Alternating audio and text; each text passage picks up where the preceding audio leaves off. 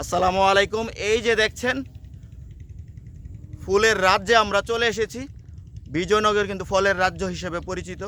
আর সেই ফলের রাজ্যে এখন ফুলের সমারোহ, এবং সেটা কিন্তু একদম রেয়ার। সূর্যমুখী কিন্তু একদম কম দেখা যায়। আমরা কিন্তু কৃষি সম্প্রসারণ অধিদপ্তরের এই যে সার্বিক প্রচেষ্টায় আমাদের কৃষক ভাইরা কিন্তু এই যে সূর্যমুখী চাষে এগিয়ে এসেছে। এই যে আমাদের সাইফুল ভাই আমার সাথে রয়েছেন।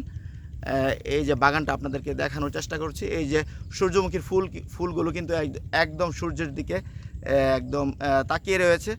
আর সূর্যের দিকে আসলে এই যে খুবই ভালো লাগতেছে।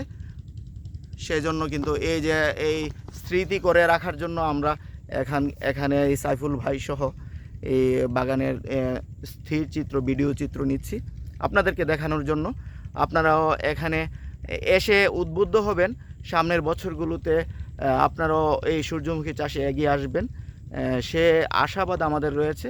কৃষি সম্প্রসারণ অধিদপ্তরের আওতায় কিন্তু এই যে বিজয়নগর উপজেলা কৃষি অফিস বিজয়নগর সহ সারা বাংলাদেশে যত উপজেলা কৃষি অফিস রয়েছে, সে অধিদপ্তরগুলো কিন্তু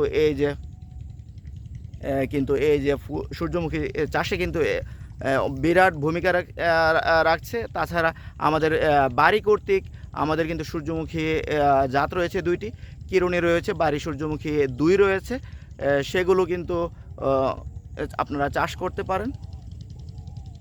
এই যে বাগানটা অসম্ভব ভালো লাগতেছে। আপনারাও এসে ভ্রমণ করবেন। ধন্যবাদ সবাইকে। আসসালামু আলাইকুম।